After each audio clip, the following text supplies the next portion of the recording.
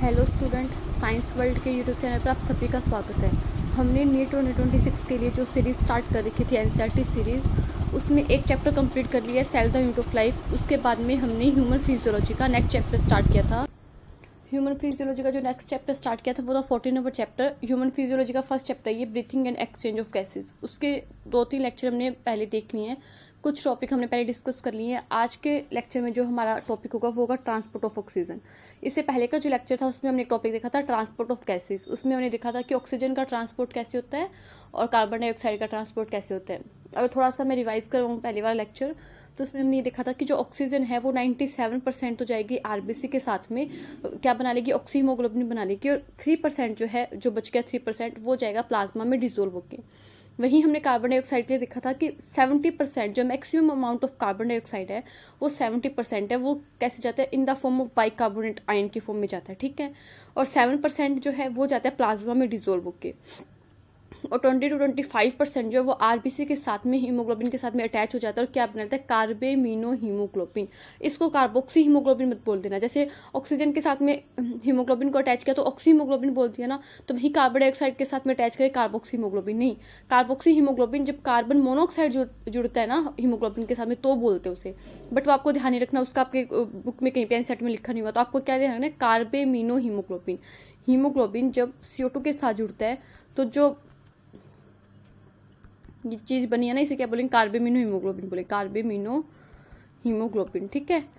ये बात हमें ध्यान रखनी है। कितना, इससे कितना ट्रांसपोर्ट होता है, 20 to 25% form, 20 to 25% in the form of RBC के साथ में अटैच होकर जाता है कार्बेमिनो हीमोग्लोबिन की फॉर्म में, और 7% प्लाज्मा के थ्रू हो गया कार्बन डाइऑक्साइड का ट्रांसपोर्ट, और 70% जो सबसे मैक्सिमम अमाउंट में पूछे तो किसकी फॉर्म में होता है, इन the form of bicarbonate ion.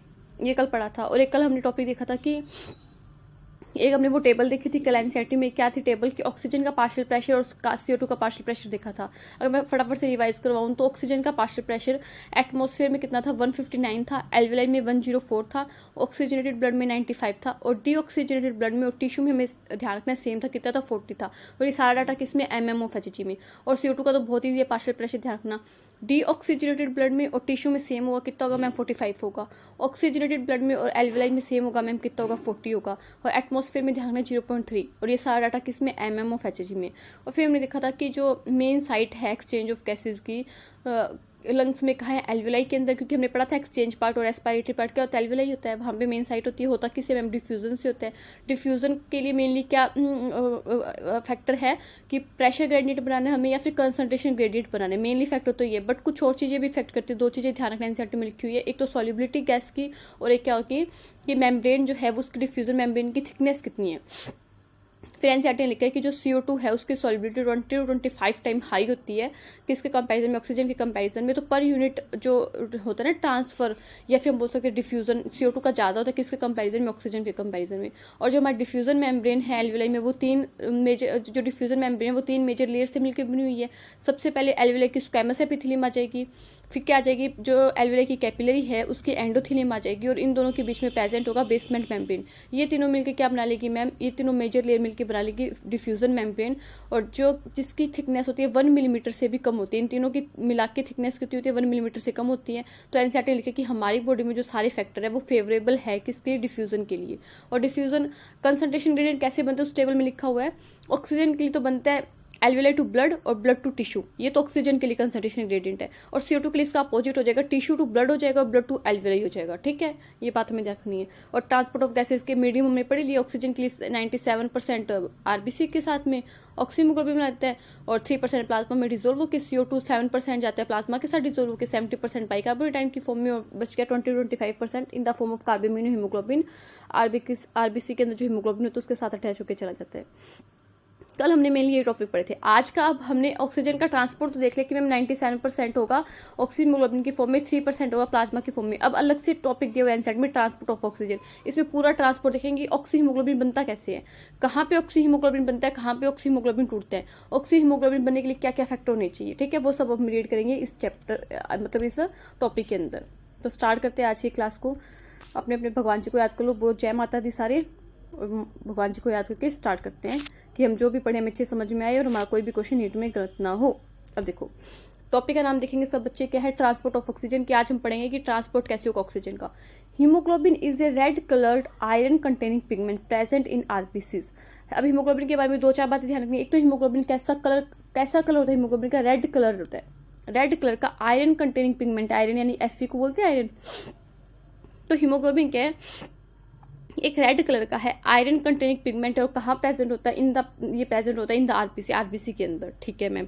Oxygen can bind with haemoglobin in a reversible manner to form oxy haemoglobin. मैंने बताया था ऑक्सीजन के साथ में जब हीमोग्लोबिन जुड़ेगा या फिर हीमोग्लोबिन ऑक्सीजन के साथ में जुड़ेगा तो क्या बनाएगा, ऑक्सी हीमोग्लोबिन बनाएगा, ऑक्सी हीमोग्लोबिन। और ये जुड़ना कैसा होता है, रिवर्सिबल होता है। रिवर्सिबल और इरिवर्सिबल रिएक्शन आप पढ़ते होगे आपकी केमिस्ट्री के अंदर। तो रिवर्सिबल रिएक्शन कौन सी रिएक्शन होती है, जो बैकवर्ड भी जाए, फॉरवर्ड भी जाए, बैकवर्ड भी जाए, मतलब ऐसे साइन बनाते हैं ना हम, ऐसे साइन, अगर आपको पता हो तो। ये साइन कौन सी रिएक्शन का होता है, रिवर्सिबल रिएक्शन का होता है कि ऑक्सीजन हीमोग्लोबिन के साथ में जुड़ के ऑक्सी हीमोग्लोबिन बना भी सकता है, और ऑक्सी हीमोग्लोबिन वापस से टूट के ऑक्सीजन और हीमोग्लोबिन में अलग अलग हो सकता है, ठीक है। तो ऑक्सीजन का हीमोग्लोबिन के साथ बाइंड करना एक रिवर्सिबल रिएक्शन है कि हम ऑक्सी हीमोग्लोबिन को वापस से तोड़ के ऑक्सीजन और हीमोग्लोबिन बना सकते हैं, ठीक है। ये बात एनसीईआरटी में लिखी है, आपको इसको मार्क करना है, वो कर सकते हो, हाईलाइट कर सकते हो, ठीक है ma'am. Each haemoglobin molecule can carry A maximum of 4 molecule of oxygen. हमें ध्यान रखें कि एक हीमोग्लोबिन का जो मॉलिक्यूल है, ऐसे एक हीमोग्लोबिन है, वो 4 ऑक्सीजन को कैरी कर सकते हैं। एक ऑक्सीजन यहाँ से अटैच हो गया, एक ऑक्सीजन यहाँ से अटैच हो गया, एक ऑक्सीजन यहाँ से अटैच हो गया, एक ऑक्सीजन यहाँ से। तो एक हीमोग्लोबिन का मॉलिक्यूल मैक्सिमम कितने नंबर ऑफ ऑक्सीजन के मॉलिक्यूल को अपने साथ कैरी कर सकते हैं, तो 4 मॉलिक्यूल ऑफ ऑक्सीजन एक हीमोग्लोबिन का, ईच हीमोग्लोबिन क्या कर सकता है, कैरी कर सकता है। Binding of oxygen with haemoglobin is primary related to partial pressure of oxygen. ये बात हमें इस पैराग्राफ की हर एक लाइन इंपॉर्टेंट है, मतलब एनसीईआरटी की तो हर एक लाइन इंपॉर्टेंट है इस पैराग्राफ की क्या। और बाइंडिंग जो है ऑक्सीजन की हीमोग्लोबिन के साथ में, वो किसके ऊपर प्राइमरली किसके ऊपर मतलब डिपेंड करती है, तो जो बाइंडिंग ऑफ ऑक्सीजन है with haemoglobin is primarily related to partial pressure of oxygen. जहाँ पे पार्शियल प्रेशर ऑक्सीजन का ज्यादा होगा वहाँ पे बाइंडिंग अच्छी होगी, क्योंकि किससे इफेक्ट होता है, ऑक्सी हीमोग्लोबिन बनना, ऑक्सीजन का हीमोग्लोबिन से बाइंड होना पार्शियल प्रेशर ऑफ ऑक्सीजन के। Partial pressure of CO2, hydrogen ion concentration and temperature are the other factors which can interfere with this binding. देखो मेन फैक्टर तो क्या, जैसे हमने वो पढ़ा था ना डिफ्यूजन के लिए मेन फैक्टर क्या था, डिफ्यूजन मेम्ब्रेन से डिफ्यूजन होने के लिए मेन फैक्टर था कंसंट्रेशन ग्रेडियंट या प्रेशर ग्रेडियंट। बट 2 ऐसे फैक्टर और थे जो और भी इफेक्ट कर सकते थे, एक तो सॉल्युबिलिटी थी गैस की, और एक क्या था, डिफ्यूजन मेम्ब्रेन की थिकनेस थी। वैसे ही ऑक्सी हीमोग्लोबिन का बनना, ऑक्सीजन का बाइंड करना हीमोग्लोबिन के साथ में मेनली तो किससे इफेक्ट होता है, ऑक्सीजन के पार्शियल प्रेशर से इफेक्ट होता है। बट कुछ और चीजें भी है इसमें, हमें 3 चीजें और ध्यान रखनी है। एक तो पार्शियल प्रेशर ऑफ CO2 का पार्शियल प्रेशर कितना है, हाइड्रोजन आयन की कंसंट्रेशन कितनी है, और टेम्परेचर कितने हैं। ये 3 ऐसे और फैक्टर है जो क्या कर सकते हैं, इस बाइंडिंग को इफेक्ट कर सकते हैं। एक बार मैं इसको रेज कर रही हूँ, फटाफट से देखेंगे। हमने टॉपिक स्टार्ट किया ट्रांसपोर्ट ऑफ ऑक्सीजन। उसमें एनसीईआरटी सबसे पहले ये रखिए कि जो हीमोग्लोबिन है एक रेड कलर का आयरन कंटेनिंग पिगमेंट है जो आरबीसी के अंदर प्रेजेंट होता है मैम, ठीक है। फिर एनसीईआरटी लिखे कि ऑक्सीजन का हीमोग्लोबिन के साथ बाइंड करना एक रिवर्सिबल रिएक्शन है, कि ऑक्सी हीमोग्लोबिन बन जाएगा, उसको वापस से हम तोड़ सकते हैं ऑक्सीजन और हीमोग्लोबिन के। फिर एनसीईआरटी लिखे कि जो एक हीमोग्लोबिन का ईच हीमोग्लोबिन है, जो एक हीमोग्लोबिन है वो मैक्सिमम कितने ऑक्सीजन के मॉलिक्यूल को कैरी कर सकते हैं, 4 ऑक्सीजन के मॉलिक्यूल को कैरी कर सकते हैं एक हीमोग्लोबिन का मॉलिक्यूल। फिर एनसीईआरटी लिखे कि जो ऑक्सीजन की बाइंडिंग हो रही है हीमोग्लोबिन के साथ में, वो मेनली किससे इफेक्ट होती है, मेनली इफेक्ट होती है वो पार्शियल प्रेशर ऑफ ऑक्सीजन से। बट कुछ और फैक्टर भी है, like concentration of hydrogen ion, temperature और पार्शियल प्रेशर ऑफ CO2। ये 3 फैक्टर ऐसे और है जो इस बाइंडिंग को इफेक्ट कर सकते हैं, ठीक है मैम, इतना हमें समझ में आ गया। A sigmoid curve is obtained when percentage saturation of hemoglobin with oxygen is plotted against the PO2। अब देखो ये क्या बोल रहा है, आप ये बोलो कि मैम समझ में नहीं आया। देखो जब हम क्या करते हैं, हम एक सिग्मोइड कर्व क्या होता है, ऑब्टेन होता है। और सिग्मोइड कर्व ऐसे होता है, एस शेप कर्व को हम क्या बोलते हैं, सिग्मोइड कर्व बोलते हैं। सिग्मोइड कर्व कब ऑब्टेन होता है, मैं ये कर्व बनाया हुआ एनसीईआरटी में दिखाऊंगी आपको। जब हम परसेंटेज सैचुरेशन ऑफ हीमोग्लोबिन की विद ऑक्सीजन के साथ में ड्रॉ करते हैं, किसके against, partial pressure of oxygen के। एक तरफ तो हमने क्या लिया, देखो अगर आप इसको देखो, थोड़ा छोटा करती हूँ। एक तो आपको इसके कर्व का नाम ध्यान रखना है कि ये फिगर क्या है, फिगर 14.45 है, ऑक्सीजन डिसोसिएशन कर्व। एक तो इस फिगर का नाम ध्यान रखना है, ये जो कर्व है, ये जो ग्राफ बनाया हुआ है, प्लॉट किया हुआ है, ये इसका नाम क्या, ऑक्सीजन डिसोसिएशन कर्व है, ठीक है। एक बात ये ध्यान रखनी है। और ये बनाया किस किस के बीच में हुआ, ये बना हुआ एक तो पार्शियल प्रेशर ऑफ ऑक्सीजन का पार्शियल प्रेशर कितना है, वो भी किसमें, mmOf में, ठीक है। और एक percentage saturation of haemoglobin with oxygen, कि कितने % हीमोग्लोबिन सैचुरेट हो गया ऑक्सीजन के साथ में। जैसे आप देखो कि स्टार्टिंग में क्या था, पार्शियल प्रेशर कम था ऑक्सीजन का, क्योंकि हमने पढ़ा है ना अभी कि बाइंडिंग जो ऑक्सीजन की हीमोग्लोबिन के साथ होने की वो सबसे ज्यादा इफेक्ट होती है किससे, पार्शियल प्रेशर ऑफ ऑक्सीजन से। मेनली फैक्टर तो यही है, बाकी जो बच के हाइड्रोजन आयन की concentration, temperature, partial pressure of CO2 वो तो अदर फैक्टर में है, बट मेनली जो इफेक्ट होता है वो किससे होता है, पार्शियल प्रेशर ऑफ ऑक्सीजन से होता है। जब हमने पार्शियल प्रेशर ऑफ ऑक्सीजन का हीमोग्लोबिन के सैचुरेशन के साथ में ग्राफ प्लॉट किया तो हमें एक सिग्मोइड कर्व मिला, और इस कर्व को हमने क्या बोल दिया, ऑक्सीजन डिसोसिएशन कर्व बोल दिया। देखो पहले स्टार्टिंग में क्या था, ऑक्सीजन का पार्शियल प्रेशर कम है तो सैचुरेशन भी क्या वो कम हुआ। जैसे जैसे हमने क्या किया, पार्शियल प्रेशर ऑफ ऑक्सीजन बढ़ाया तो देखो कितना ज्यादा सैचुरेशन हो रहा है, ग्राफ एकदम ऐसे हाई जा रहा है ऊपर, तो सैचुरेशन बढ़ा। फिर एक टाइम ऐसे आता है कि पार्शियल प्रेशर ऑफ ऑक्सीजन हम बढ़ा रहे तो भी सैचुरेशन नहीं हो रहा, देखो वहां पे जाके लाइन रुक के, ऐसे नहीं हमें ग्राफ मिला कि सीधा ही ग्राफ जा रहा है कि जैसे जैसे हम पार्शियल प्रेशर बढ़ा रहे हैं वैसे वैसे सैचुरेशन बढ़ रहे हैं। नो, ये ग्राफ प्लॉट नहीं करना हमें, ये ग्राफ नहीं बनेगा। ग्राफ कौन सा बनेगा, सिग्मोइड का बनेगा कि सबसे पहले जब पार्शियल प्रेशर ऑक्सीजन का कम है तो कम मॉलिक्यूल क्या हो रहे हैं, हीमोग्लोबिन के सैचुरेट हो रहे हैं। जैसे जैसे हमने क्या किया, पार्शियल प्रेशर ऑक्सीजन बढ़ाया वैसे वैसे क्या वो हमारा सैचुरेशन भी बढ़ा, और एक टाइम ऐसे आया कि जहाँ पे जाके सैचुरेशन जो हीमोग्लोबिन का वो रुक गया। इस कर्व को बोलते हैं सिग्मोइड कर्व, और इस कर्व को हम बोलते हैं ऑक्सीजन डिसोसिएशन कर्व, जो पार्शियल प्रेशर ऑफ ऑक्सीजन जो किसमें MM में है, और किसके अगेंस्ट ड्रॉ करना है, percentage haemoglobin saturation with oxygen. ठीक है मैम, ये बात ध्यान रखनी है इस ग्राफ के बारे में, ग्राफ भी हमने समझ लिया। अब देखो एनसीईआरटी क्या बोल रही है, एनसीईआरटी बोल रही है एक sigmoid curve is obtained when percentage saturation of hemoglobin with oxygen is plotted against the partial pressure of oxygen in mm of Hg. This curve is called the oxygen dissociation curve, figure 14.5. yes ma'am हमने देख लिया, and is highly useful in studying the effect of factors like PCO2 यानी partial pressure of carbon dioxide हो गया, H+ concentration etcetera. ये curve जो है किसकी स्टडी में हमें हेल्पफुल करता है, किसकी स्टडी के लिए हेल्पफुल है, ये बहुत ज्यादा हेल्पफुल है हमें स्टडी करने के लिए। किसकी स्टडी करने के लिए ma'am, partial pressure of carbon dioxide का, हाइड्रोजन आयन कंसंट्रेशन और एटसेट्रा लिख दिया। ठीक है, on the binding of oxygen with haemoglobin in the alveoli. देखो हमें पता है कि हमने क्या पढ़ा अभी मैम कि जो एल्वियोलाई होती है उसके अंदर क्या आती है मैम, ऑक्सीजन आती है। तो यहाँ पे ब्लड कैपिलरी होगी, ऑक्सीजन यहाँ पे आई और ऑक्सीजन ब्लड के अंदर जाएगी, तो ब्लड के अंदर क्या आरबीसी के अंदर हीमोग्लोबिन है, तो जो एल्वुलर कैपिलरी है उसमें क्या बनते हैं, यहाँ पे ऑक्सीहीमोग्लोबिन बनते हैं। ये बात हमें ध्यान रखनी है कि एल्वुलर हीमोग्लोबिन के पास में क्या बनेगा, ऑक्सीहीमोग्लोबिन बनेगा। तो ये एनसीईआरटी लिख रही है, क्या लिख रही है, on binding of oxygen with haemoglobin in the alveoli. Alveoli के अंदर ऑक्सीजन की बाइंडिंग होना हीमोग्लोबिन के साथ में, where there is high PO2। कब होगी, जब हाई PO2 हुआ। हमें पता है कि जब हमने भी कर्व में देखा ना कि जैसे जैसे हमने पार्शियल प्रेशर ऑफ ऑक्सीजन का बढ़ाया वैसे वैसे सैचुरेशन कितना ज्यादा, वो हीमोग्लोबिन का सैचुरेशन कितना बढ़ा। तो बाइंडिंग कब होती है मैम, जब PO2 तो हाई होना चाहिए, PCO2 लो होना चाहिए, जो partial pressure of carbon dioxide है वो लो होना चाहिए, हाइड्रोजन आयन की कंसंट्रेशन भी लो होना चाहिए और टेम्परेचर भी लो होना चाहिए। बस अब ये हमें ध्यान रखना है, इसमें से बहुत क्वेश्चन पूछा जाता है। 3 चीजें हैं, जो अदर फैक्टर है उनको तो कम करना है, और जो मेन फैक्टर है जो इफेक्ट कर रहा है हीमोग्लोबिन की बाइंडिंग को उसको ज्यादा करना है। वो कौन है मैम, ऑक्सीजन खुद है। ऑक्सीजन का पार्शियल प्रेशर हमें ज्यादा करना है एल्वियोलाई के अंदर, क्योंकि हमें ऑक्सीहीमोग्लोबिन बनाना है, और वहीं पे कार्बन डाइऑक्साइड का पार्शियल प्रेशर, H+ आयन का कंसंट्रेशन और टेम्परेचर को हमें क्या करना है, लो करना है। ये बात आप पूरा अच्छे से अंडरलाइन करोगे, इस पे मार्क करोगे, इस पे PYQ आया हुआ है। ठीक है मैम, इतना में समझ में आ गया कि हमें ऑक्सीहीमोग्लोबिन बनाने के लिए एल्वियोलाई के अंदर क्या चाहिए बनेगा, कहाँ एल्वियोलाई के अंदर बनेगा, क्योंकि वहां से क्या हो रहा है कि ऑक्सीजन आ रही है ना, हम जब ब्रीथिंग कर रहे हैं, हम जब इंस्पायर कर रहे हैं तो ऑक्सीजन आ रही है, तो हमें PO2 का मतलब partial pressure of oxygen high करना है मैम, जो कार्बन डाइऑक्साइड का पार्शियल प्रेशर उसे कम करना है मैम, हाइड्रोजन आयन की कंसंट्रेशन को भी कम करना है मैम, और क्या करना है, जो टेम्परेचर उसे भी कम करना है। ठीक है मैम, अब देखो आगे और क्या लिखवा एनसीईआरटी में, देखो आगे एनसीईआरटी लिख रही है, क्या तक पढ़ लिया, hydrogen effect like PCO2 H+ ion concentration on binding of oxygen with haemoglobin in the alveoli where there is high PO2 होना चाहिए, लो PCO2 होना चाहिए, लेसर H+ कंसंट्रेशन होनी चाहिए और एंड लोअर टेम्परेचर होना चाहिए। The factors are favourable for the formation of oxyhaemoglobin. ये फैक्टर किसके लिए फेवरेबल है, अभी हमने देखा ऑक्सीहीमोग्लोबिन बनाने के लिए फैक्टर क्या फेवरेबल है। ये कंडीशन होगी तो हमारा ऑक्सीहीमोग्लोबिन बन जाएगा। Where is in the tissue. अब आप बताओ कि हमने ये क्यों बोला कि मैम जो ऑक्सीहीमोग्लोबिन बनना है वो एक रिवर्सिबल प्रोसेस है।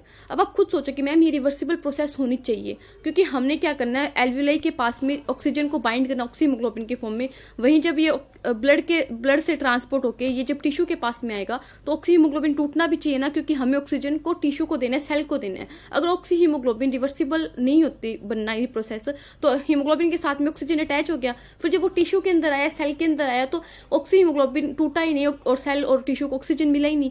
तो हमें इसलिए ये रिएक्शन क्या होती है, रिवर्सिबल होती है कि एल्वेलाई के अंदर तो ऑक्सी हीमोग्लोबिन बन जाए, वही ऑक्सी हीमोग्लोबिन जब टिश्यू और सेल के अंदर आ रहा है ब्लड के थ्रू ट्रांसपोर्ट होकर वहां पे आके टूट जाए और ऑक्सीजन है वो वापस किसको दे दे, सेल और टिश्यू को दे दे, और सेल और टिश्यू उस ऑक्सीजन को क्या कर ले, यूज कर ले।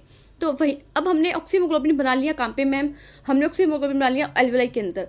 हम फेवरेबल कंडीशन भी पढ़ ली कि क्या फेवरेबल कंडीशन होगी कि हाई PO2 होना चाहिए, लो PCO2 होना चाहिए, लो H+ कंसंट्रेशन होनी चाहिए, लो टेम्परेचर होना चाहिए। अब टिश्यू के अंदर आपको नहीं लगता हमें उसका उल्टा करना चाहिए, हमें क्या करना चाहिए, इसका उल्टा करना चाहिए, जिससे कि क्या हो जाए, फेवरेबल कंडीशन ना हो ऑक्सीहीमोग्लोबिन बनने की, बल्कि टूट जाए ऑक्सीहीमोग्लोबिन। तो वही हम करेंगे। अब टिश्यू के अंदर देखो क्या होता है, whereas in the tissue के अंदर क्या होता है, वेयर लो PO2, टिश्यू के अंदर लो PO2 है, हाई PCO2 है, high H+ concentration and high temperature exist, the condition are favourable for dissociation of oxygen from the oxyhaemoglobin. हमने उन सारी कंडीशन को उल्टा कर दिया और ये कंडीशन अब किसके लिए फेवरेबल होगी मैम, ये कंडीशन फेवरेबल होगी डिसोसिएशन ऑफ ऑक्सीहीमोग्लोबिन के लिए, कि अब यहाँ पे ऑक्सीहीमोग्लोबिन टूट जाएगा। ठीक है बच्चों, this clearly indicate that oxygen gets bound to haemoglobin in the lung surface and gets dissociated at the tissue.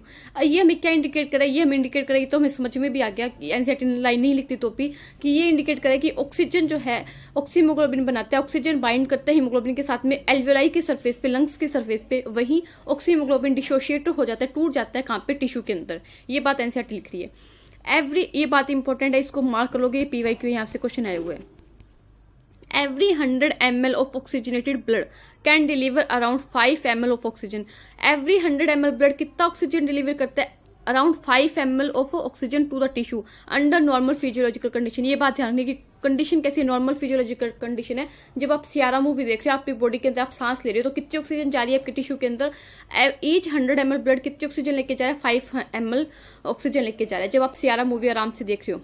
ठीक है, नॉर्मल फिजियोलॉजिकल कंडीशन है, कोई आप ऐसे कोई भारी भरकम काम नहीं कर रहे हो, आराम से बेड पे लेटे हुए पॉपकॉर्न खाते हुए सियारा मूवी देख रहे हो, तो नॉर्मल फिजियोलॉजिकल कंडीशन के अंदर जो आपका ईच 100 ml ब्लड है कितनी ऑक्सीजन को डिलीवर करता है बच्चों, 5 ml ऑक्सीजन को डिलीवर करता है। 5 ml ऑक्सीजन को क्या करता है बच्चों, डिलीवर करता है। फटाफट से अगर मैं ट्रांसपोर्ट ऑफ ऑक्सीजन को फटाफट से बाइंड करूँ, हम देखें फटाफट से कंपाइल करूँ तो क्या लिखो इस टॉपिक के बारे में, ये बहुत इंपॉर्टेंट टॉपिक है बच्चों। यहाँ से ट्रांसपोर्ट ऑफ गैसेज से क्वेश्चन पक्का ही आता है। ट्रांसपोर्ट ऑफ ऑक्सीजन में मैम हमने सबसे पहले देखा कि एनसीईआरटी की जो हीमोग्लोबिन है एक रेड कलर का आयरन कंटेनिंग पिगमेंट है जो आरबीसी के अंदर प्रेजेंट होता है। ऑक्सीजन का हीमोग्लोबिन के साथ बाइंड करना एक रिवर्सिबल प्रोसेस है, एक रिवर्सिबल रिएक्शन होती है कि ऑक्सीहीमोग्लोबिन बन सकता है और टूट सकता है। रिवर्सिबल रिएक्शन का मतलब भी होता है। फिर एनसीईआरटी लेके ईच हीमोग्लोबिन का जो मॉलिक्यूल है 4 मैक्सिमम मॉलिक्यूल ऑफ ऑक्सीजन क्या कर सकता है, कैरी कर सकता है। ठीक है मैम।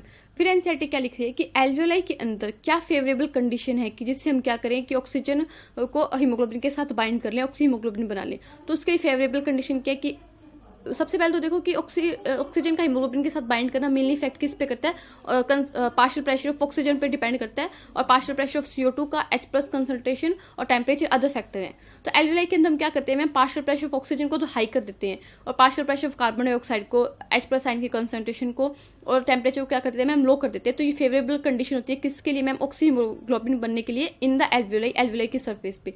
जब हम टिश्यू के अंदर आते हैं तो मैम इसका उल्टा कर देते हैं, क्या कर देते हैं, मतलब ऑक्सीजन का जो पार्शियल प्रेशर है उसे कम कर देते हैं, CO2 का पार्शियल प्रेशर बढ़ा देते हैं, H+ आयन की कंसंट्रेशन को बढ़ा देते हैं, टेम्परेचर को बढ़ा देते हैं। ये फेवरेबल कंडीशन है मैम टिश्यू के अंदर किसके लिए, डिसोसिएशन ऑफ ऑक्सीहीमोग्लोबिन के लिए। फिर मैम हमने देखा था कि हमने क्या किया, एक ऑक्सीजन डिसोसिएशन कर्व बनाया किसके लिए मैम, हम इन स्टडी कर सके किसको ma'am, partial pressure of carbon dioxide को, H+ आयन की कंसंट्रेशन को, कि इनका क्या इफेक्ट होता है। इस इफेक्ट को स्टडी करने के लिए हमने क्या किया, एक ऑक्सीजन डिसोसिएशन कर्व बनाया किस के बीच में, partial pressure of oxygen in mm of Hg और percentage saturation of haemoglobin with oxygen. जब हमने इस कर्व को प्लॉट किया तो हमें एक सिग्मोइड कर्व मिला मैम। फिर एनसीईआरटी बोल रही है कि ऑक्सीहीमोग्लोबिन बनना तो लंग की सरफेस पे फेवरेबल होता है और ऑक्सीहीमोग्लोबिन का डिसोसिएशन होना कहाँ पे फेवरेबल होता है मैम, टिश्यू के अंदर। फिर एनसीईआरटी बोले कि नॉर्मल फिजियोलॉजिकल कंडीशन के अंदर ईच 100 ml ब्लड कितना ऑक्सीजन डिलीवर करता है मैम, 5 ml ऑक्सीजन को डिलीवर करता है। ये बात हमने एनसीईआरटी से ट्रांसपोर्ट ऑफ ऑक्सीजन का टॉपिक कंप्लीट कर लिया। ये होप इसमें आपको कोई डाउट नहीं होगा। अब नेक्स्ट टॉपिक देखते हैं। नेक्स्ट टॉपिक है ट्रांसपोर्ट ऑफ कार्बन डाइऑक्साइड। अब हम पढ़ेंगे कि ट्रांसपोर्ट ऑफ कार्बन डाइऑक्साइड कैसे होता है। ये तो हमें पता है कि 70% बाइकार्बोनेट आयन की फॉर्म में जाएगा मैम, 7% प्लाज्मा के साथ डिजोल्व होकर जाएगा और 20 to 25% मैम क्या बना लेगा, कार्बामिनो हीमोग्लोबिन बना लेगा। आरबीसी के अंदर हीमोग्लोबिन के साथ CO2 अटैच हो जाएगा। अब रीड करते हैं फटाफट से। Transport of carbon dioxide, CO2 is carried by haemoglobin as carbamino haemoglobin. ये मैंने बताया था अबाउट 20 to 25% 25% हमें मार्क करना है कि किसकी फॉर्म में ट्रांसपोर्ट होता है 20-25% कार्बामिनो हीमोग्लोबिन की फॉर्म में। This binding is related to the partial pressure of CO2। PO2 is a major factor which could affect this binding. अब देखो हम बाइंडिंग तो किसके पढ़ रहे हैं, CO2 की पढ़ रहे हैं, बट एनसीईआरटी खुद लिख रही है कि CO2 की बाइंडिंग में भी मेजर इफेक्ट कौन डालता है, पार्शियल प्रेशर ऑफ ऑक्सीजन डालता है। अब आपको ये बात लगेगी कि मैम ऐसे कैसे हो सकता है, बट ये आपको ध्यान रखना, इसको मार्क कर लो, एनसीईआरटी में इसको अंडरलाइन कर लो, हाईलाइट कर लो। एनसीईआरटी ने खुद लिखा है, ये क्वेश्चन PYQ है, और कभी एग्जामिनर ने दे दिया ना तो बच्चे घूम जाएंगे इसमें, कि CO2 के साथ में हीमोग्लोबिन का बाइंड करना, कार्बामिनो हीमोग्लोबिन बनाना, इसके ऊपर मेजर इफेक्ट कौन डालता है बच्चों, इसके ऊपर मेजर इफेक्ट डालता है partial pressure of oxygen. Oxygen का पार्शियल प्रेशर इस पे क्या करेगा, मेजर इफेक्ट डालेगा।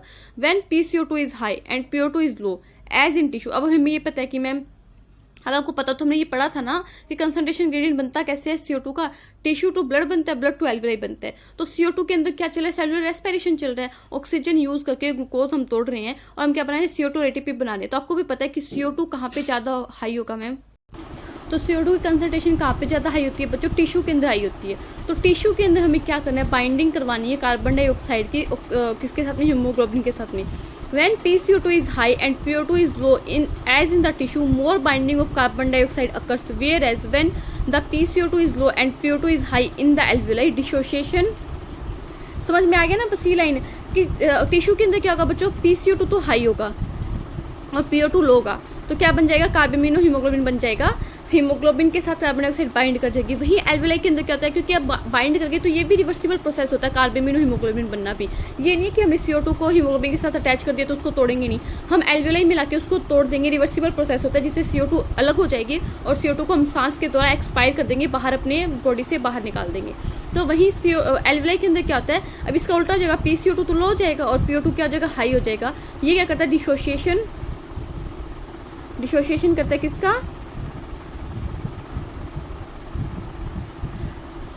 Dissociation of CO2 from carbamino haemoglobin take place. फिर क्या होता है, डिसोसिएशन होता है कार्बामिनो हीमोग्लोबिन का कहाँ पे, एल्वेलाई के अंदर, और बाइंडिंग का होती है मैम टिश्यू के अंदर होती है, ठीक है। CO2 which is bound to haemoglobin from the tissue is deliver at the alveoli. जो CO2 हमने क्या की, बाइंड किए हीमोग्लोबिन के साथ में टिश्यू पे, उसको हम डिलीवर कहाँ कर देते हैं, एल्वेलाई में डिलीवर कर देते हैं, ठीक है मैम। तो ये बात हमें ध्यान रखनी है। हमने देखो 20-25% जो कार्बामिनो हीमोग्लोबिन का ट्रांसफर होता है वो पढ़ लिया कैसे होता है, उसके लिए कंडीशन क्या चाहिए। बस इसमें एक ही बात ध्यान रखनी है कि मेजर रोल कौन कार्बामिनो हीमोग्लोबिन बनने के लिए, मेजर जो इफेक्ट है वो कौन डालता है, PO2 का जो पार्शियल प्रेशर वो डालता है, मतलब ऑक्सीजन का पार्शियल प्रेशर डालता है। और टिश्यू के अंदर कैसे बनता है, हम क्या करते हैं, PCO2 हाई होता है और PO2 लो होता है, तो टिश्यू के अंदर तो कार्बामिनो हीमोग्लोबिन बन जाता है। फिर वही कार्बामिनो हीमोग्लोबिन जब एल्वेलाई के अंदर आता है तो क्या हो जाता है, वहाँ पे कंडीशन, ऑक्सीजन का पार्शियल प्रेशर ज़्यादा हो जाता है, CO2 का पार्शियल प्रेशर कम हो जाता है, तो वहाँ पे डिसोसिएशन हो जाता है। तो इस तरह से क्या करते हैं, हम CO2 को एक्सपायर कर देते हैं बाहर हमारी बॉडी से।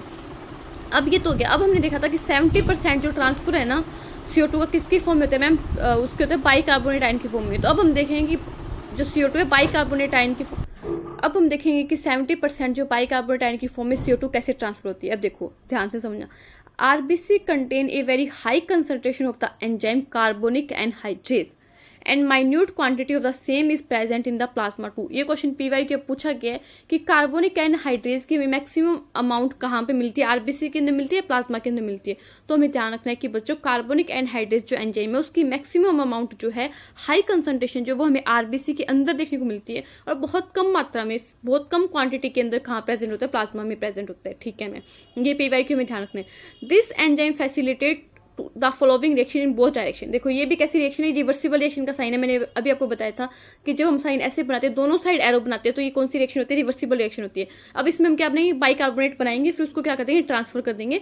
तो इससे क्या हो जाएगा कि हमारी जो कार्बन डाइऑक्साइड है उसका 70% ट्रांसफर हो जाएगा। अब देखो कि कार्बोनिक एनहाइड्रेज क्या करता है कि रिएक्शन करवाता है। कौन सी रिएक्शन करवाता है, वो रिएक्शन आपके सामने है। हमने क्या किया, CO2 लिया, उसको H2O के साथ में, वाटर के साथ में रिएक्ट करवाया in the presence of carbonic anhydrase enzyme. तो कार्बोनिक एनहाइड्रेज एंजाइम की प्रेजेंट में जो सबसे ज्यादा काम पे RBC के अंदर ही ध्यान रखना है, जब कार्बोनिक एनहाइड्रेज एंजाइम की प्रेजेंट में CO2 H2 के साथ रिएक्शन करते हैं तो क्या बनाता है, H2CO3 बनाता है, जिसे हम बोलते हैं कार्बोनिक एसिड। इसको क्या बोलते हैं, कार्बोनिक एसिड बोलते हैं, ठीक है। ये carbonic acid carbonic anhydrase enzyme की प्रेजेंट में क्या हो जाएगा, बाइकार्बोनेट आयन और H+ में टूट जाएगा, और ये क्या बन गया हमारा बाइकार्बोनेट आयन। और हमने यही पढ़ा था कि हमारा 70% जो ट्रांसफर है किसका बचो 70% ट्रांसफर हमारी CO2 का किसकी फॉर्म में होता है, बाइकार्बोनेट आयन की फॉर्म में होता है। तो हमसे पूछ रहे कि बाइकार्बोनेट आयन बनने के लिए कौन सा एंजाइम चाहिए, तो कार्बोनिक एनहाइड्रेज एंजाइम चाहिए। ये रिएक्शन कैसी होती है, रिवर्सिबल होती है।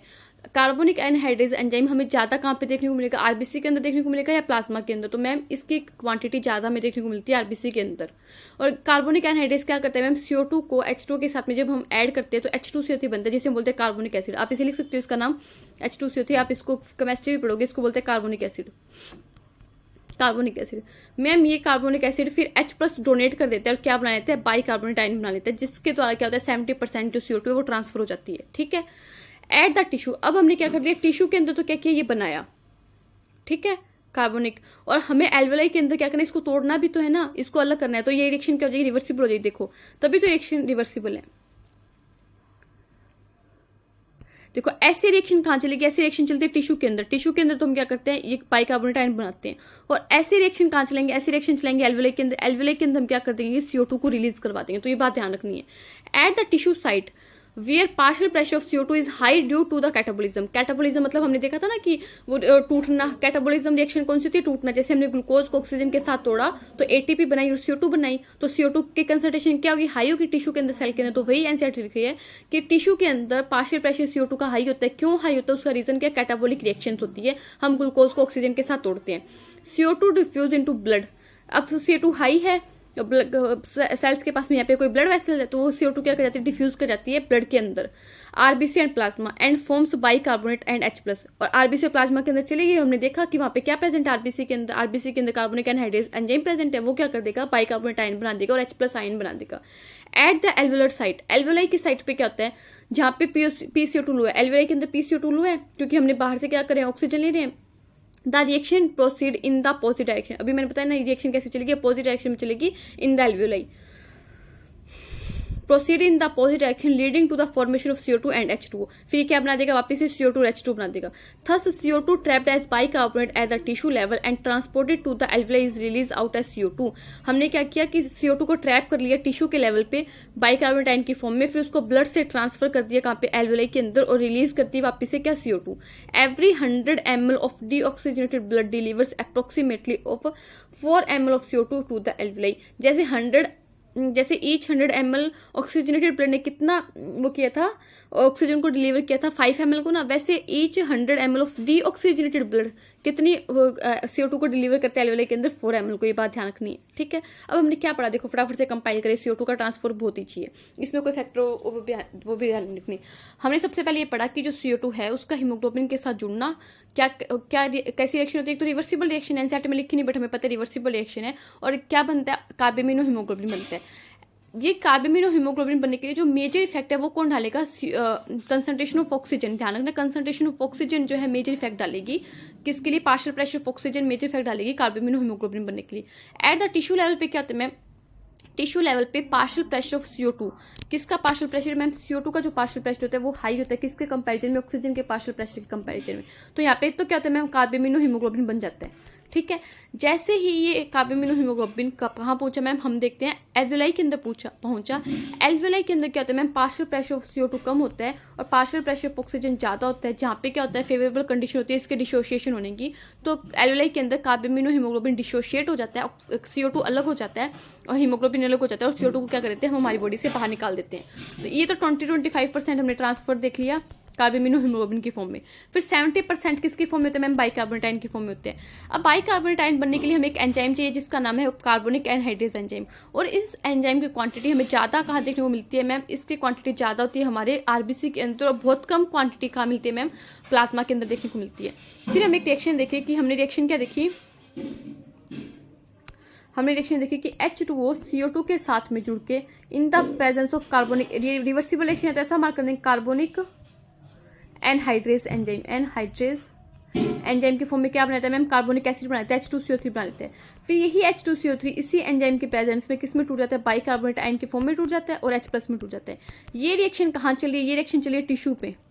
टिश्यू में ऐसे चलती है रिएक्शन, क्योंकि टिश्यू के अंदर क्या होता है CO2 की कंसंट्रेशन हाई होती है, किसकी वजह से मैम, कैटाबोलिक रिएक्शन की वजह से, एनसीईआरटी ने इसका रीजन भी दिया है। तो क्या होता है वहाँ पे बाइकार्बोनेट आयन और H+ आयन बन जाता है, हम बाइकार्बोनेट आयन की फॉर्म में क्या कर लेते हैं, CO2 को ट्रैप कर लेते हैं। फिर ये रिएक्शन ऐसे उल्टी चलेगी कहाँ पे एल्वियोलाई के अंदर। एल्वियोलाई के अंदर क्या कर देंगे हम, इस बाइकार्बोनेट आयन से क्या कर देंगे H2 और CO2 को अलग अलग कर देंगे और CO2 को फिर बाहर एक्सपायर करके हमारी बॉडी से बाहर निकाल देंगे।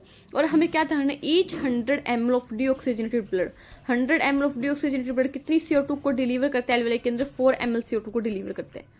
आई होप आपको समझ में आया होगा। ज़्यादा कोई हार्ड नहीं है। Transport of oxygen and carbon dioxide easy सा है, सिग्मोइड कर्व देख लिया और ट्रांसपोर्ट ऑफ CO2 देख लिया। अब इसके बाद में जो टॉपिक आता है वो आता है रेगुलेशन। उसके बाद में जो टॉपिक आता है वो क्या आता है, रेगुलेशन आता है।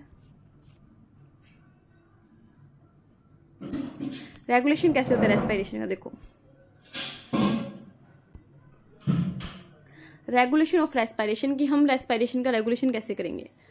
Human beings have a significant ability to maintain and moderate the respiratory rhythm to suit the demands of the body tissue. NCERT बोल रही कि हमारे पास में एक बहुत अच्छी हम बोल सकते हैं कि एबिलिटी है, सिग्निफिकेंट एबिलिटी है मेंटेन करने की, मॉडरेट करने के लिए किसको, हमारे रेस्पिरेटरी रिदम को, कि हम अपनी डिमांड के अकॉर्डिंग, अपनी बॉडी टिश्यू के अकॉर्डिंग अपनी रेस्पिरेटरी रिदम को क्या कर सकते हैं, मॉडरेट कर सकते हैं, मेंटेन कर सकते हैं। ठीक है मैम।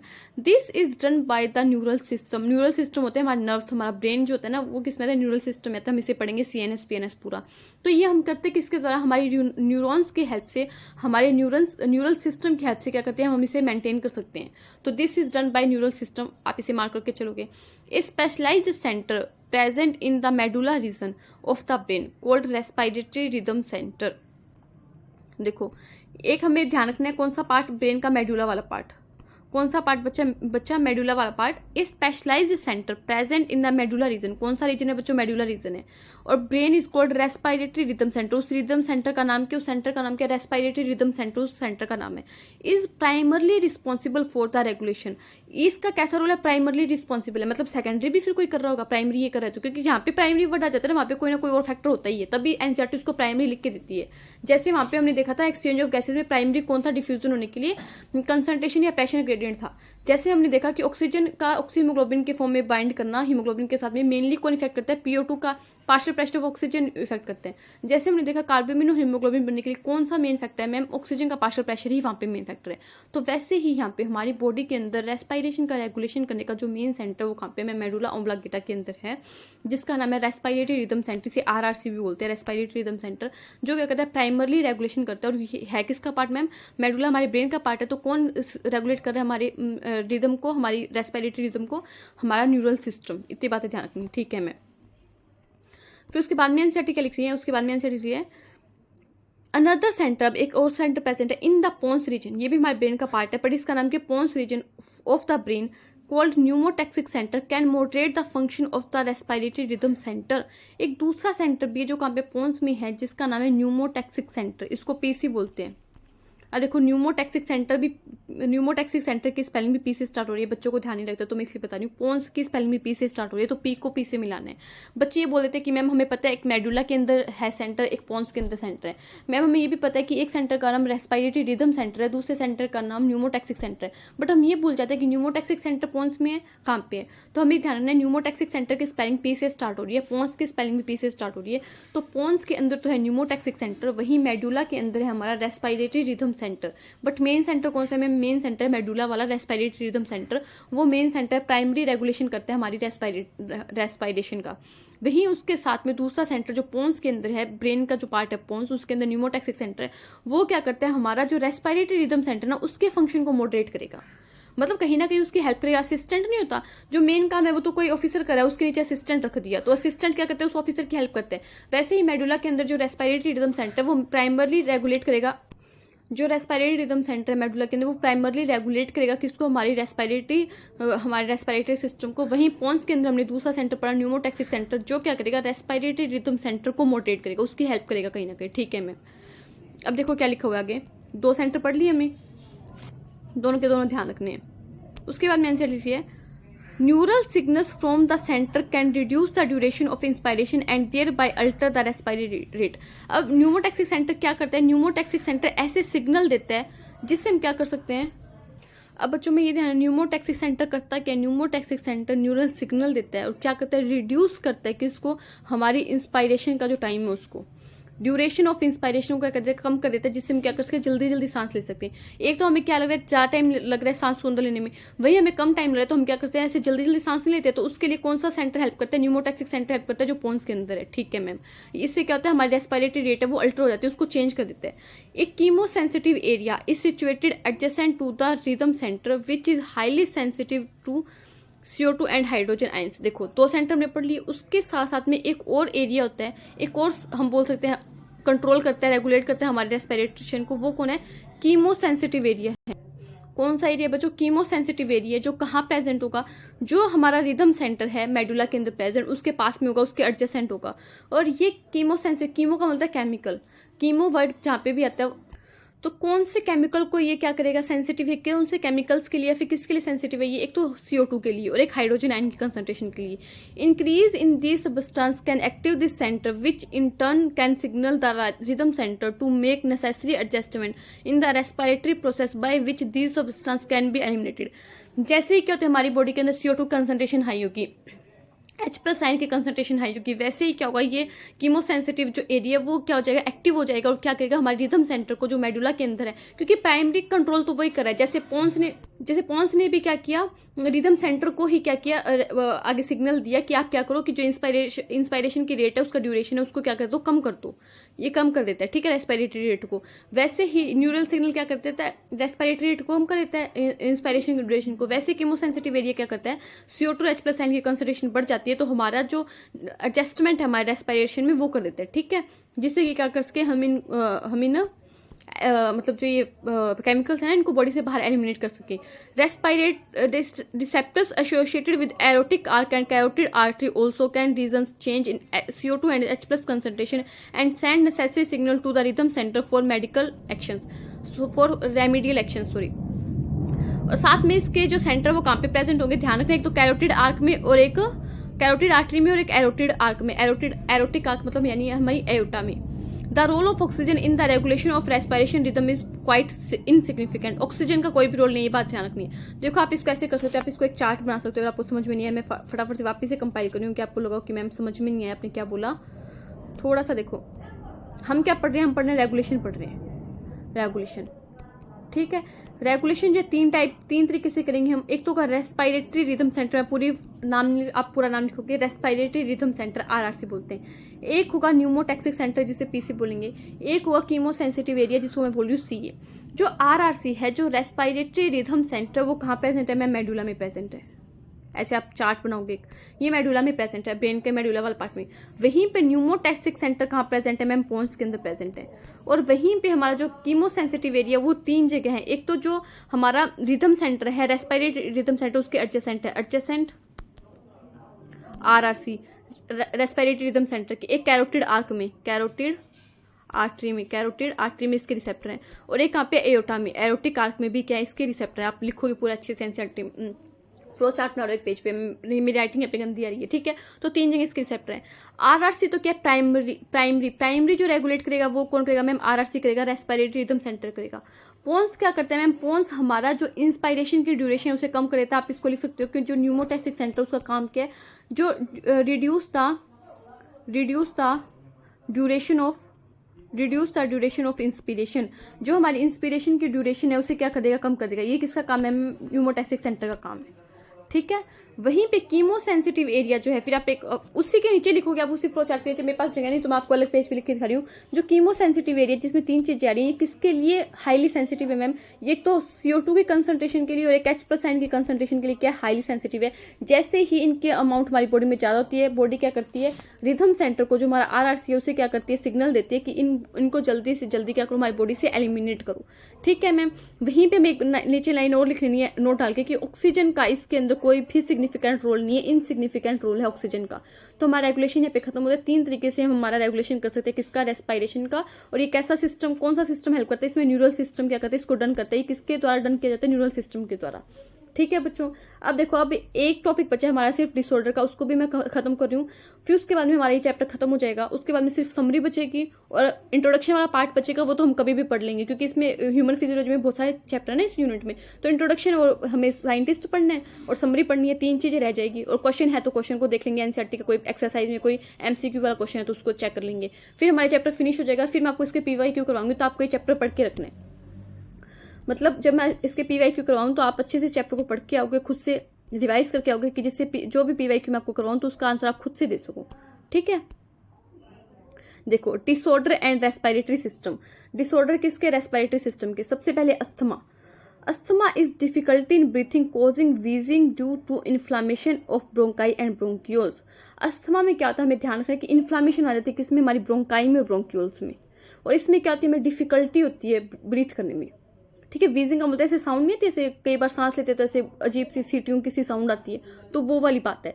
अस्थमा के अंदर क्या होता है मैम? इन्फ्लामेशन हो जाता है किसका? ब्रोंकाई और ब्रोंक्यूल्स का। ये बहुत इंपॉर्टेंट है, इसके पीवाईक्यू बहुत आ रखे हैं। ठीक है, अस्थमा में इन्फ्लामेशन हो जाता है ब्रोंकाई और ब्रोंक्यूल्स का और हमें डिफिकल्टी होती है ब्रीथिंग में। कैसे क्या होती है? कोजिंग होता है वीजिंग ड्यू टू, हमें क्या होता है ऐसे सीटियों से बजने की साउंड आती है। ठीक है, ये अस्थमा में हो गया। उसके बाद में एम्फाइसीमा, ये बहुत ज्यादा इंपॉर्टेंट है। Emphysema is a chronic disorder. Chronic disorder वो डिसऑर्डर होता है जो काफी टाइम से चलता है, जो एक लंबा डिसऑर्डर होता है उसे क्रॉनिक डिसऑर्डर बोलते हैं। Emphysema is a chronic disorder in which alveoli walls are damage due to which respiratory surface is decrease. क्योंकि हमें पता है कि हमारा डिफ्यूजन की मेन साइड क्या है? एल्वेलाई है। अगर एल्वेलाई की वॉल ही डैमेज होगी तो हमारा जो रेस्पिरेटरी सरफेस है वो कम हो गया, रेस्पिरेशन के जो सरफेस है। One of the major cause of the cigarette smoking. इसका मेजर कॉज क्या है? एम्फाइसीमा का हमसे पूछ ले तो सिगरेट स्मोकिंग है। इसके ध्यान रखो कि एम्फाइसीमा के लिए हमने एक दवाई बनाई, उसका नाम है अल्फा-1 एंटीट्रिप्सिन। अल्फा-1 एंटीट्रिप्सिन ये आप पढ़ोगे 12th क्लास के एक चैप्टर है बायोटेक्नोलॉजी, उसमें आप पढ़ोगे। तो वो चीज मैंने आपको यहीं बता दी कि एम्फाइसीमा के लिए हमने बायोटेक की हेल्प से हमने क्या करके बायोटेक की हेल्प से एक दवाई बनाई जिसका नाम है अल्फा-1 एंटीट्रिप्सिन। एम्फाइसीमा में क्या होता है कि जो हमारी एल्वेलाई की वॉल है वो डैमेज हो जाती है, जिसकी वजह से क्या होता है हमारा रेस्पिरेटरी सरफेस कम हो जाता है और इसका मेन कॉज क्या है मैम? सिगरेट स्मोकिंग है। और अस्थमा में हमने देखा इन्फ्लेमेशन हो जाता है ब्रोंकाई ब्रोंक्यूल्स में, डिफिकल्टी होती है किसमें? ब्रीथिंग करने में। ठीक है, 2 डिसऑर्डर पढ़ लिए। उसके बाद में देखो, उसके बाद में कौन सा डिसऑर्डर है? एक डिसऑर्डर है, उसके बाद में क्या जाएगी? हमारी समरी आ जाएगी, वो हम कल देखेंगे। फटाफट से मैं इसको कंपाइल करूंगी। फिर ऑक्यूपेशनल रेस्पिरेटरी डिसऑर्डर्स, ऐसे डिसऑर्डर जो ऑक्यूपेशन की वजह से हो सकते हैं। क्योंकि आपको पता है कि रेस्पिरेटरी सिस्टम हमारा एक ऐसा सिस्टम है जिसमें हमारे लंग्स आते हैं। तो आपको पता होगा ऐसे ऑक्यूपेशन जिसमें धूल मिट्टी ज़्यादा होती है। ठीक है, जहाँ पे ज़्यादा धूल मिट्टी उड़ती है वहाँ पे क्या होता है कि जो छोटे छोटे पार्टिकल्स होते हैं धूल मिट्टी के, डस्ट के, वो हमारी सांस के अंदर जब हम इंस्पायर करते हैं तो हमारी लंग्स के अंदर चले जाते हैं, जिसकी वजह से क्या होता है कि हमारा जो रेस्पिरेटरी सरफेस है वो कम हो जाता है, हमें ब्रीथिंग करने में प्रॉब्लम आती है। तो देखो क्या होता है इन सर्टेन इंडस्ट्री, कुछ industry specially those involving grinding और स्टोन ब्रेकिंग। हमने देखा ना, अगर हम स्टोन को ग्राइंड कर रहे हैं, स्टोन को ब्रेक कर रहे हैं तो छोटे छोटे डस्ट के पार्टिकल उड़ेंगे वहां पे। So much dust is produced that the defence mechanism of the body can not fully cope with the situation. तो हमारी जो डिफेंस मैकेनिज्म है वो इस सिचुएशन को फुली कोप नहीं कर सकता, पूरी तरीके से हैंडल नहीं कर सकता। Long exposure can gives rise to inflammation leading to fibrosis. जब कोई भी बंदा लॉन्ग टाइम से उस इन टाइप की इंडस्ट्री में काम कर रहे हैं, कोई माइल मतलब जैसे ग्राइंडिंग हो गया स्टोन का, स्टोन ब्रेकिंग हो गया, इस टाइप की इंडस्ट्री में काम कर रहा है बहुत काफ़ी लॉन्ग टाइम से, तो क्या हो जाता है उसके बॉडी के अंदर इन्फ्लामेशन हो जाता है फाइबर्स का। फाइब्रोसिस क्या है? Proliferation of fibrous tissue. Fibrous tissue का क्या हो जाता है? प्रोफिलेशन हो जाता है, क्या हो जाता है? फाइब्रोसिस बन जाता है, वहाँ पे गुच्छे से बन जाते हैं ऐसे। And thus causing serious lung damage. ये क्या करता है? लंग को डैमेज कर देता है। Workers in such industry should wear protective mask. ऐसे वर्कर्स को क्या करना चाहिए? प्रोटेक्टिव मास्क पहनना चाहिए। देखो बच्चों, ये चैप्टर होता है यहाँ पे कंप्लीट। अब मैं फटाफट से आज का लेक्चर में बताऊँ तो मैंने क्या पढ़ा? 2 चीज़ें पढ़ी। सबसे पहले ट्रांसपोर्ट ऑफ ऑक्सीजन पढ़ा, उसके बाद में ट्रांसपोर्ट ऑफ कार्बन डाइऑक्साइड पढ़ा, उसके बाद में हमने रेगुलेशन पढ़ा रेस्पिरेशन कैसे, तो उसके बाद में हमने डिसऑर्डर पढ़े। अगर मैं बताऊं कि ऑक्सीजन के ट्रांसपोर्ट में ज़्यादा कुछ नहीं पड़ा, ऑक्सीमोग्लोबिन का बनना पड़ा था। एल्वेलाई के अंदर PO2 को हाई करना है, PCO2 को लो करना है, H+ आयन के कंसंट्रेशन को लो करना है और टेम्परेचर को लो करना है। यहाँ पे ऑक्सीमोग्लोबिन बन जाएगा। टिश्यू के अंदर जस्ट इसका उल्टा कर देना है, ऑक्सीजन के कंसंट्रेशन को कम कर देना है, PCO2 के कंसंट्रेशन को ज़्यादा मतलब पार्शियल प्रेशर को ज़्यादा कर देना है, H+ आयन के कंसंट्रेशन को ज़्यादा कर देना है, टेम्परेचर को ज़्यादा कर देना है, तो ऑक्सीमोग्लोबिन टूट जाएगा। और every each 100 ml oxygen blood कितनी ऑक्सीजन को डिलीवर करता है? 5 ml ऑक्सीजन को डिलीवर करता है। ऑक्सीजन डिसोसिएशन कर्व देखा था हमने, सिग्मोइड कर्व होता है, और सारी बातें हमने हमने पढ़ ली। फिर ऐसे ही हमने CO2 के लिए पढ़ा कार्बेमिनो हीमोग्लोबिन। मेन फैक्टर क्या था ऑक्सीमोग्लोबिन बनने के लिए? मेन फैक्टर था ऑक्सीजन के लिए देखा था हमने ऑक्सीजन का पार्शियल प्रेशर, और CO2 का पार्शियल प्रेशर, H+ की कंसंट्रेशन और टेम्परेचर अदर फैक्टर थे। वहीं कार्बेमिनो हीमोग्लोबिन बनने के लिए जो मेन फैक्टर है वो ऑक्सीजन का पार्शियल प्रेशर है। टिश्यू के अंदर CO2 का पार्शियल प्रेशर ज्यादा होता है कंपेरिजन टू ऑक्सीजन, तो कार्बेमिनो हीमोग्लोबिन बन जाएगा। एल्वियोलाई के अंदर क्या होगा? CO2 का पार्शियल प्रेशर कम होगा ऑक्सीजन के कंपेरिजन में, तो वो वहाँ पे टूट जाएगा। तो ये 20-25% ट्रांसफर हम ऐसे करते हैं। फिर 70% जो ट्रांसफर बाइकार्बोनेट आयन की फॉर्म में होता है। एक एंजाइम चाहिए कार्बोनिक एनहाइड्रेज, जो RBC के अंदर ज्यादा होता है प्लाज्मा के कंपेरिजन में। वो क्या करेगा? H2O को CO2 के साथ में मिला के कार्बोनिक एनहाइड्रेज के एंजाइम के प्रेजेंस में हम कार्बोनिक एसिड बना देंगे। कार्बोनिक एसिड बाद में टूट जाएगा बाइकार्बोनेट आयन और H+ की फॉर्म में। ये रिएक्शन तो चलेगी टिश्यू के अंदर। एल्वियोलाई के अंदर इसका उल्टा होगा, H2 और CO2 क्या हो जाएंगे? अलग अलग हो जाएंगे। टिश्यू के अंदर क्या होता है? कैटाबॉलिक रिएक्शन की वजह से partial pressure of CO2 high होता है, जिसकी वजह से वो रिएक्शन उस डायरेक्शन में चलेगी, फिर उल्टी हो जाएगी एल्वियोलाई के अंदर, ये हमने देखा था। और each 100 ml of deoxygenated blood कितना CO2 को डिलीवर करेगा एल्वियोलाई के अंदर? 4 ml को। फिर हमने रेगुलेशन देखा 3 तरीके से होता है, RRC respiratory rhythm centre, PC pneumotaxic centre, और CA कीमोसेंसिटिव एरिया। जो रेस्पिरेटरी रिदम सेंटर वो मेडुला के अंदर प्रेजेंट है, ये प्राइमरी रेगुलेट करता है हमारे रेस्पिरेशन को। न्यूरल सिस्टम क्या करता है? हमारे रेगुलेशन को डन करता है। फिर वहीं पे न्यूमोटैक्सिक सेंटर जो पोन्स के अंदर प्रेजेंट है, ये क्या करेगा? हमारी इंस्पायरेशन की ड्यूरेशन को कम कर देगा, जिससे क्या हो जाएगी? हमारी रेस्पिरेटरी रेट जो है वो अल्टर हो जाएगी। ठीक है। उसके बाद में हमने क्या देखा? हम कीमोसेंसिटिव एरिया देखा, जो हमारा रेस्पिरेटरी रिदम सेंटर उसके पास में और हमारी एओटिक आर्क के पास में और कैरोटिड आर्टरी के पास में कुछ ऐसे रिसेप्टर्स होते हैं जो क्या करते हैं? बॉडी के अंदर CO2 और H+ की कंसंट्रेशन ज़्यादा हो जाती है, तो उसको क्या करते हैं? उसको देख लेते हैं, उसको रिसेप्टर कर लेते हैं, मतलब उनका पता चल जाता है उन्हें। ठीक है। फिर वो क्या करते हैं? हमारे रेस्पिरेटरी रिदम सेंटर को कहते हैं कि इनको बॉडी से एलिमिनेट करो। फिर हमारी वो क्या करते हैं? वो उनको बॉडी से एलिमिनेट करवाते हैं। ऑक्सीजन का इसमें कोई भी रोल नहीं है। ठीक है। उसके बाद में हमने 3 डिजीज पढ़ी इस चैप्टर में। फर्स्ट अस्थमा, इसमें इन्फ्लामेशन हो जाता है ब्रोंकाई और ब्रोंक्यूल्स का, और ब्रीथिंग में क्या होती है? डिफिकल्टी होती है, वीजिंग कॉज भी होता है, सीटीयू के जैसी आवाज आती है। फिर हमने पढ़ा एम्फाइसीमा। एम्फाइसीमा क्रॉनिक डिसऑर्डर है, जो क्या होता है? काफी टाइम तक, काफी लंबे टाइम से होता है जब हम सिगरेट स्मोकिंग करते हैं। इसमें क्या होता है? हमारी जो एल्वियोलाई की वॉल है वो डैमेज हो जाती है। फिर हमने कुछ ऑक्यूपेशनल रेस्पिरेटरी डिसऑर्डर पढ़े, ऐसे डिसऑर्डर जो किसी ऑक्यूपेशन की वजह से होते हैं, जैसे ग्राइंडिंग ऑफ स्टोन हो गया, ब्रेकिंग ऑफ स्टोन हो गया। इन जगह पे काम करने वाले लोगों में क्या होता है? फाइब्रोसिस हो जाता है, क्या हो जाता है? प्रोफिलेशन हो जाता है, ऐसे गुच्छे से बन जाते हैं किसके? फाइबर्स के, और लंग क्या हो जाता है? डैमेज हो जाता है। और इसका एक यूनियन ने बोला कि इससे बचने के लिए क्या कर सकते हैं? प्रोटेक्टिव मास्क को यूज कर सकते हैं। तो थैंक यू। आज का लेक्चर मैं यहीं पे खत्म करी। वैसे ये चैप्टर खत्म हो गया, इसकी समरी पढ़नी है, और जो इसका साइंटिस्ट और जो इसका इंट्रोडक्शन वाला पार्ट है वो तो मैं आपको कभी भी पढ़ा दूंगी किसी भी चैप्टर में। ठीक है। मेनली इसकी समरी है और इसके क्वेश्चन है तो वो पढ़ेंगे। देखती हूँ मैं इसके क्वेश्चन है भी क्या MCQs वाले। ये देखो 1-2 क्वेश्चन है, व्हाट विल बी कंपेयर, देख लेंगे जो क्वेश्चन होंगे मैं आपको कल, ये कल के लेक्चर में, क्योंकि समरी तो मैं कल के लेक्चर में पढ़ाऊंगी, तो ये कल के लेक्चर में देख लेंगे हम। ठीक है। तो आपको ये लेक्चर अच्छा लग रहा हो तो थैंक यू।